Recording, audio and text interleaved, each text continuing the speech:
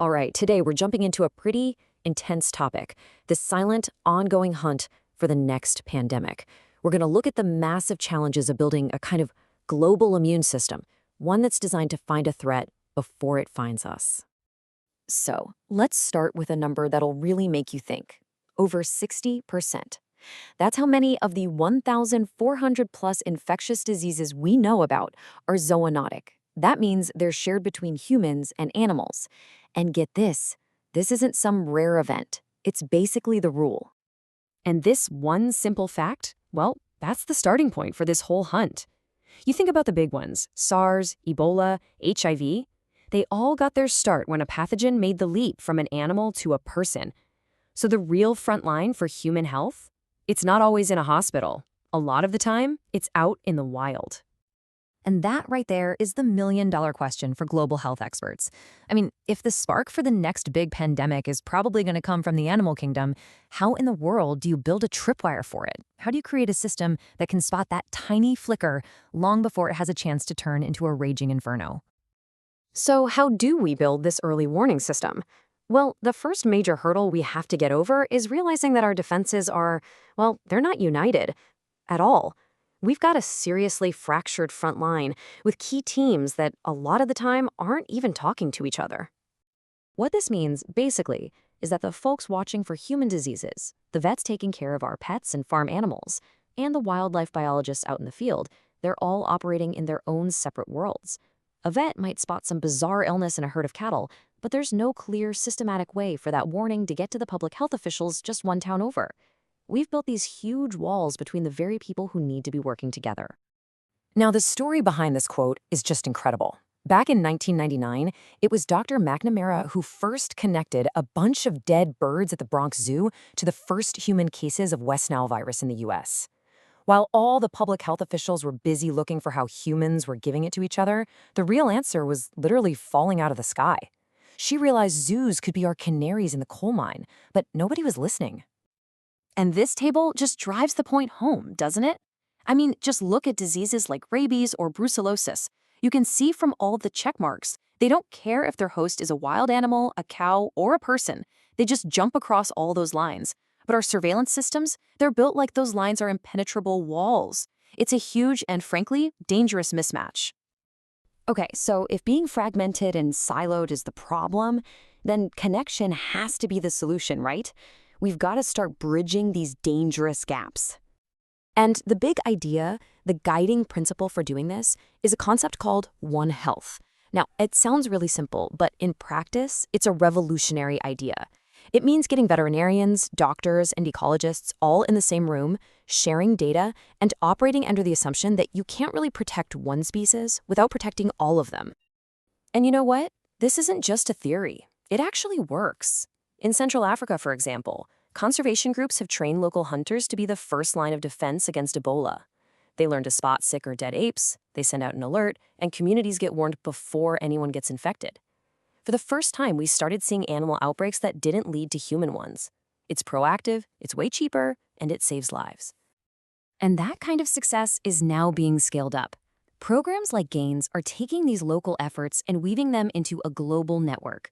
They monitor wild birds for avian flu, essentially treating them like flying sentinels for the entire planet.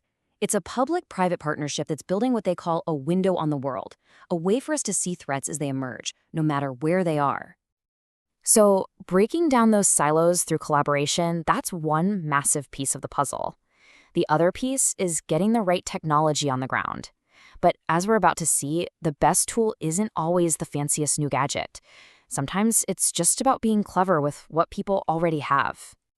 Okay, let's take a look at this case study from Peru because it's brilliant. The challenge was a classic one. How do you run a disease surveillance network in remote areas that don't have fancy computers or reliable internet? The solution was genius in its simplicity. This system, called Alerta, lets local health workers report data using whatever they've got, a basic cell phone, a shared computer, even a payphone. And the result? It works. The big takeaway here is that by using simple, existing tech, the Alerta system has sniffed out over 31 different outbreaks of diseases like dengue fever and the flu. It just goes to show, you don't always need a billion-dollar infrastructure to build an effective early warning system. You just have to be smart and practical. All right, so we've seen simple, effective tech.